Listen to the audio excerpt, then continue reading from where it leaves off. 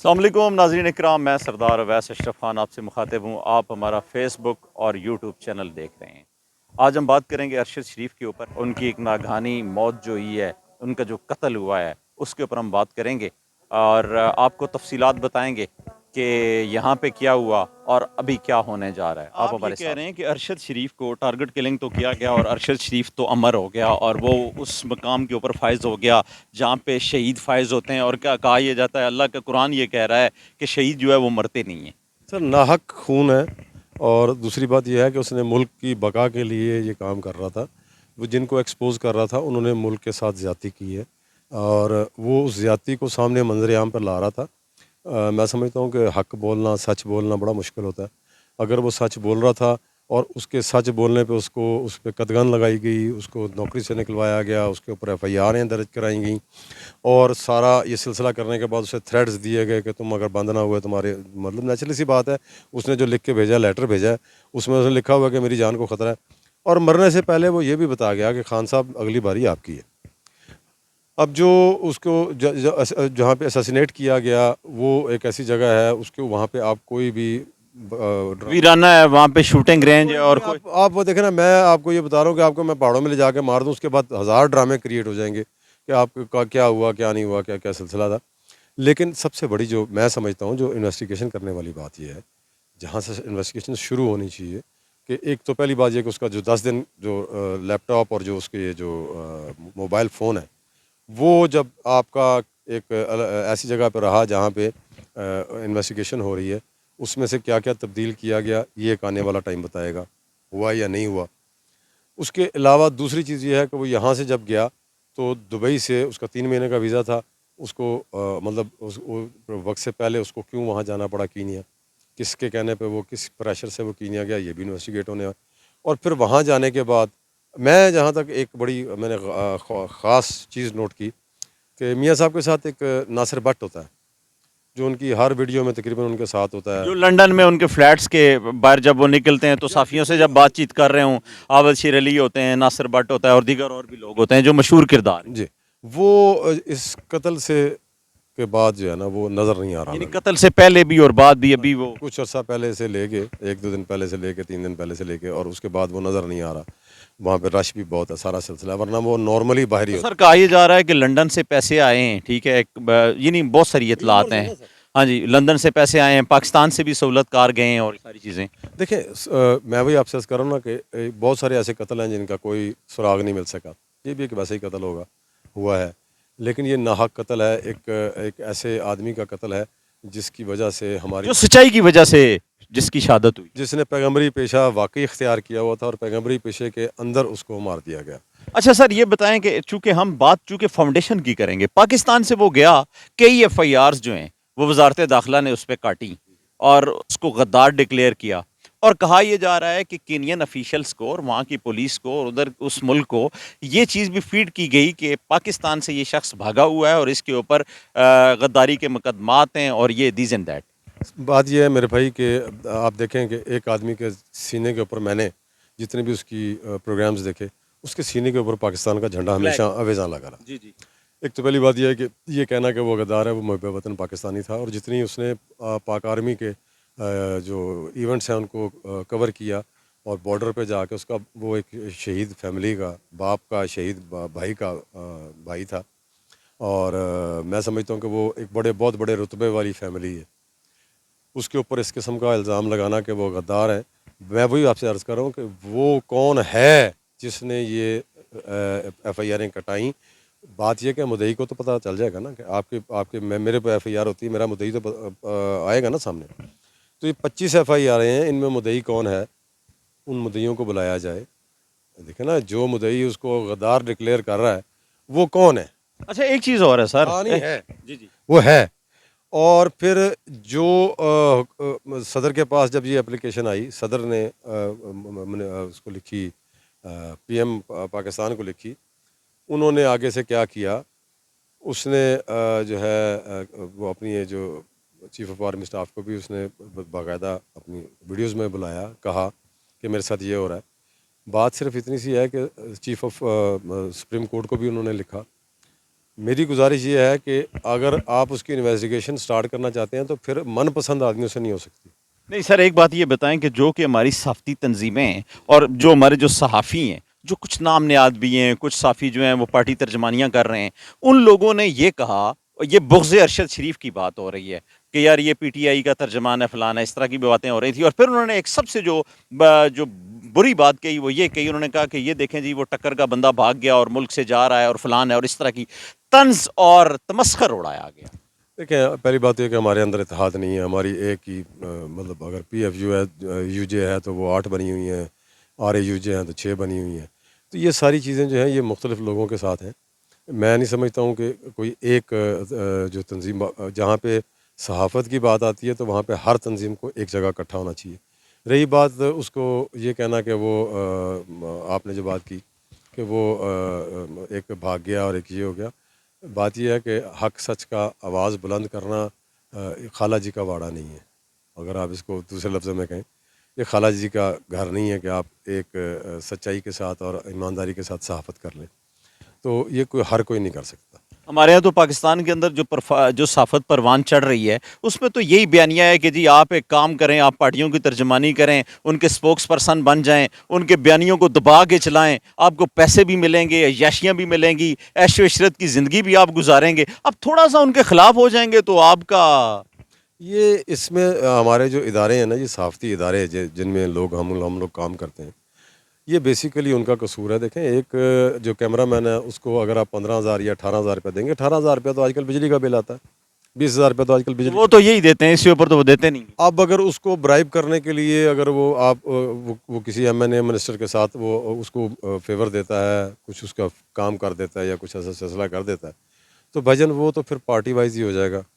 دیکھیں آپ میں سمجھتا ہوں بول نے جب سٹارٹ کیا تھا، میں اس کو حالانکہ اس کے خلاف بہت کچھ ہوا اور انہی اداروں نے کیا. اس نے جو پیکج دیا تھا صحافیوں کو، میں سمجھتا ہوں کہ بہترین پیکج تھا.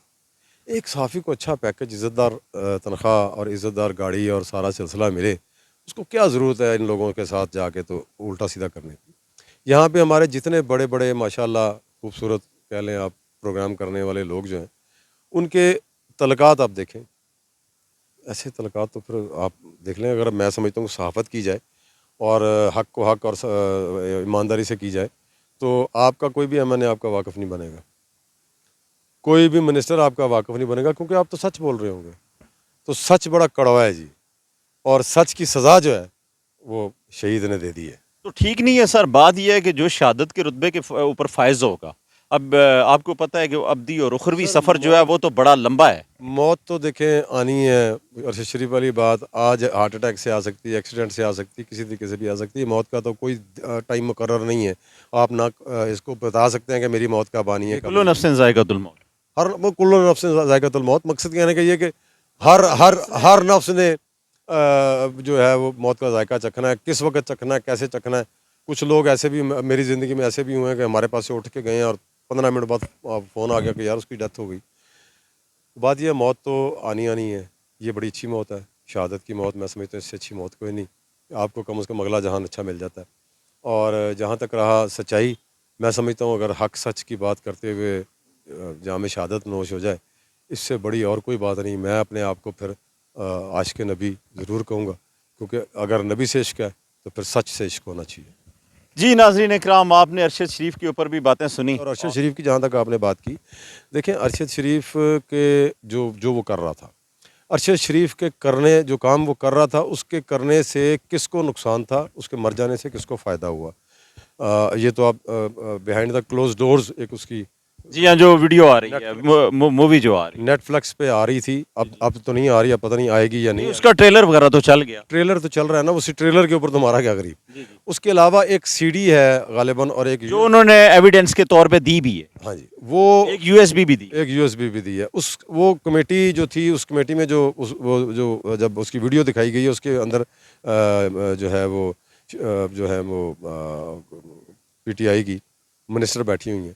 جو کمیٹی کا اس نے جب ذکر کیا کہ جی کمیٹی اس کا فیصلہ کرے گی کہ لینے والوں کے نام ہے جی جی. اور دینے والوں کے نام کیا ہیں وہ کمیٹی بتائے گی. تو شیریں مزاری اس میں نظر آتی ہیں. تو بات یہ ہے کہ یہ اس کا جو بے ایمانہ قتل اور قتل ہوا یعنی اس نے جو ایکسپوز کرنا تھا لوگوں کو اس کی وجہ سے. اس کی جو شہادت ہے وہ میں سمجھتا ہوں کہ اس ملک کا بہت بڑا المیہ ہے. ارشد شریف بھائی شہید جیسا صحافی پورے پاکستان میں، کیا میں سمجھتا ہوں براعظم ایشیا کیا یورپ میں بھی موجود ہیں. اتنا بڑا انویسٹیگیٹر اور اتنی خوبصورت انویسٹیگیشن کرنے کے بعد اتنا خوبصورت انداز سے پیش کرنے والا آدمی، جس کو آپ سمجھ لیں کہ صحافت کو مار دیا گیا. یعنی کہ وہ اصل میں ہی ٹکر کا بندہ تھا اور صحیح انویسٹیگیٹو جرنلسٹ تھا، اور اس نے جو چیزیں اکٹھی کی ہوئی تھیں ان کے پاس کوئی توڑ نہیں تھا، کوئی جواب نہیں تھا. دیکھیں اور توڑ صرف ایک ہی تھا کہ یار اس کو جان سے مار دو تو جب ہے. توڑ تو اسی طرح ہو سکتا ہے نا کہ مجھے کوئی کہے کہ بھائی جان یا تمہارے بچوں کو اٹھا لیں گے یا تمہیں اٹھا دیں گے یا تمہیں مار دیں گے، نہیں تو اتنے پیسے لے لو اور یا یہ لے لو ہم سے. اس سے تو یہ کہا بھی گیا ہے کہ یار تمہیں مار دیں گے، بچوں کو مار دیں گے، پیسے لے لو، سیٹلمنٹ لے لو، ساری چیزیں لے لو. اس نے ٹھکرا دیا. میں وہی عرض کر رہا ہوں نا جی، لینے والوں نے بیریا میں کوٹھیاں بھی، ہاں بڑے بڑے ولاز بھی لیے، باہر لیے، باہر ملکوں میں. باہر ملکوں میں بھی لیے، حج بھی کیے. تو بات صرف اتنی سی ہے کہ وہ نہ بکنے والا تھا نہ جھکنے حج والا. بھی لیے، وزارتیں بھی لیں، مشیر بھی بنے، بہت ساری چیزیں ہوئی. اس نے سر جھکایا نہیں، لیکن گولی مار کے یہ ایک پیغام دیا گیا کہ جو ہمارے آگے سر نہیں جھکاتا اس کو ہم اس کا سر جھکا دیتے ہیں، کیونکہ جب اس کو گولی لگی تھی تو اس کا سر جھکا ہوا تھا. لیکن ایک بات بتائیں نا سر، ایک بات بتائیں، ہمارے لیے کتنے پراؤڈ کی بات ہے کہ ہم جہاں پہ کھڑے ہو کے بات کر رہے ہیں وہ سر ہماری صحافت کا سر تو اونچا کر گیا جی نا. بے شک بے شک، میں سمجھتا ہوں صحافت کا اصل جو کردار ہے وہ ارشد شریف شہید نے ادا کیا ہے. باقی جتنے ہمارے اچھے بھائی ہیں، یہ کوئی لازمی نہیں ہے کہ کوئی کسی کا پرو ہوگا تو وہ صحافی ہوگا. عمران ریاض صاحب جو صحافی بڑے اچھے صحافی ہیں، بڑی اچھی باتیں کرتے ہیں. محیط پیرزادہ صاحب ہو گئے اور بہت سارے اور بھی ہیں. لیکن بات یہ ہے کہ جو چیز ارشد شریف تھا، جتنی تنگدہی سے، جتنے پیٹنٹلی، جتنی جو ہے نا لگن سے اس نے صحافت کی اور سچائی کو منظر عام پر لے کے آیا، وہ شاید کسی میں اتنی ہمت نہیں، کسی میں اتنی طاقت نہیں کہ وہ اس کو اس طریقے سے آگے لے کے چل سکے. وہ اپنے پیشے کے ساتھ، انسانیت کے ساتھ، اور خاص کر اس قوم کے ساتھ جتنا مخلص تھا، اور جس حساب سے اس نے کرپشن کے اوپر انویسٹیگیشن کی اور ان سب مافیاز کو بے نقاب کرنے کے لیے اپنا جو صحافت کا جو رول تھا بیسیکلی صحیح، یعنی اصل رول جس کو آپ کہہ سکتے ہیں، وہ اس نے ادا کیا. میں یہ کہوں گا کہ اگر آپ قرآن میں دیکھیں اور ویسے دیکھیں تو یہ پیغمبری پیشہ ہے. ارشد شریف شہید نے اسے پیغمبری پیشہ بنا کے اپنی جان دی. اچھا، ارشد شریف کے اوپر اگر ہم بات کرتے ہیں تو وہاں پہ جو ہماری جو کمیٹی 2 رکنی گئی ہوئی ہے، انہوں نے وہاں سے کوئی ایویڈنس وغیرہ، اس کے جو لیپ ٹاپس وغیرہ ہیں یا فونز وغیرہ ہیں دیگر، وہ ساری کلیکشن کی ہے. لیکن جو پاکستانی عوام ہے اور جو ارشد شریف کی جو والدہ ہیں اور ان کی جو اپنا وائف ہیں، وہ ان کے اوپر یہ جو انویسٹیگیشن چل رہی ہے اس کے اوپر عدم اعتماد بھی کر رہی ہیں، اور وہ یہ کہہ رہے ہیں کہ یار یہ اگر کوئی بنانا ہے تو کوئی جوڈیشل کمیشن بنائے. اور خاص کر جو ہمارے جو صحافیوں کا مطالبہ ہے، ہم تو یہ کہہ رہے ہیں کہ یو این او ٹائپ کا کوئی کمیشن اور اس انٹرنیشنل عدالت کے اندر یا اس طرح یہاں پہ کوئی کیس چلایا جائے. سردار صاحب، بات یہ ہے کہ پاکستان میں اگر یہ قتل ہوتا تو شاید تب بھی اس کی کوئی آپ کہہ لیں کہ جڑ نہ ملتی کہاں سے ہوا. یہ دوسرے ملک میں ہوا ہے اور پھر پولیس نے 4 دفعہ اپنا بیان چینج کیا.